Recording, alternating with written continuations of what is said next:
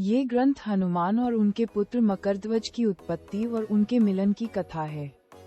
इसमें बताया गया है कि आजीवन ब्रह्मचारी रहे हनुमान के पसीने की एक बूंद समुद्र में गिरी और एक मछली ने उसे निगल लिया, जिससे उनके पुत्र का जन्म हुआ। मकरध्वज को बाद में पातालपुरी के राक्षस राजा अहिरावण के सेवकों ने पाया और उन्हें अपना रक्षक बना लिया। 1. हनुमान के पसीने की एक बूंद से मकरध्वज नामक पुत्र उत्पन्न हुआ। 2.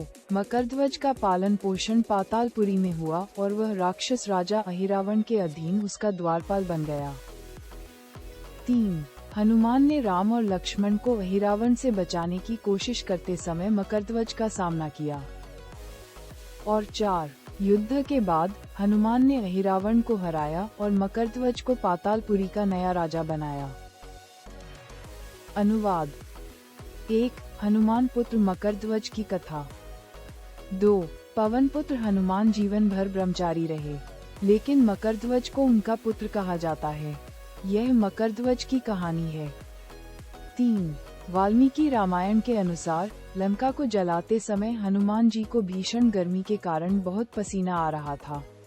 लंका को जलाने के बाद जब वे अपनी पूंछ में लगी आग को बुझाने के लिए समुद्र में कूदे, तो उनके शरीर से पसीने की एक बड़ी बूंद समुद्र में गिर गई। उसी समय एक बड़ी मछली ने उस बूंद को भोजन समझकर निगल लिया। उसके पेट में जाकर वह बूंद एक शरीर में परिवर्तित हो गई। 4. एक दिन पाताल के राक्षस राजा अहिरावण के सेवकों ने उस मछली को पकड़ा। जब वे उसका पेट चीर रहे थे, तो उसमें से बंदर के रूप में एक मनुष्य निकला।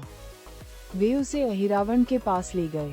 अहिरावण ने उसे पातालपुरी का रक्षक नियुक्त किया। ये बंदर हनुमान के पुत्र मकरध्वज के नाम से प्रसिद्ध हुआ। 5.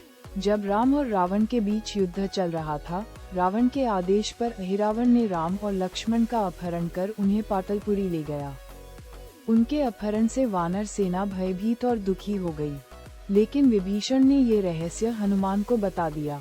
तब हनुमान राम और लक्ष्मण की सहायता के लिए पातालपुरी पहुँचे। 6. जब उसने पाताल के द्वार पर एक बंदर को देखा, तो वह आश्चर्यचकित हो गया।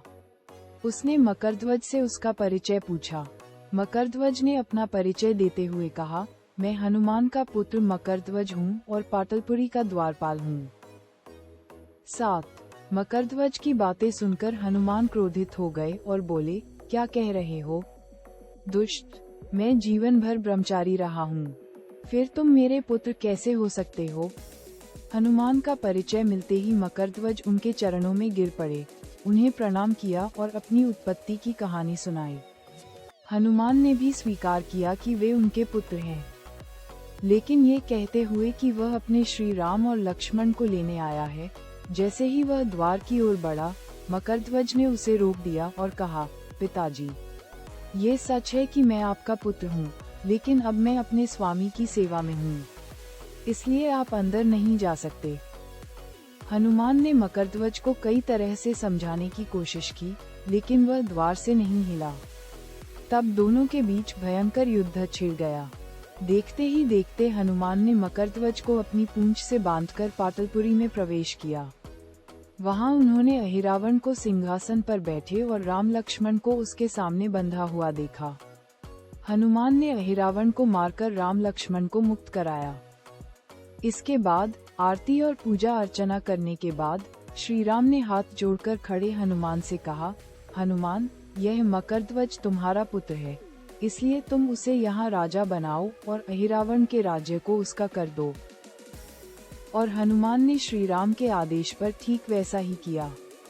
श्री राम ने उनसे कहा, हनुमान, तुम्हारा पुत्र सत्य कह रहा है। ये बिल्कुल सत्य है कि मैं अपने स्वामी की सेवा में हूँ। हनुमान ने मकरध्वज को पातालपुरी का राजा बनाया और लौट गए। फिर श्री राम ने मकरध्वज को पातालपुरी का राजा बनाया और लौट गए। इस प्रकार मकरध्वज ने अपने पिता के माध्यम से यह पद प्राप्त किया।